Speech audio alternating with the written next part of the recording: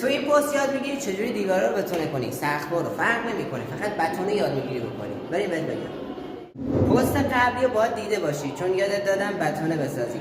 حالا بیا بهت بگم چجوری بتونه رو اجرا کنی. خب مرحله بعدی یه کارتک لیست پیدا کنید. فرق نمیکنه.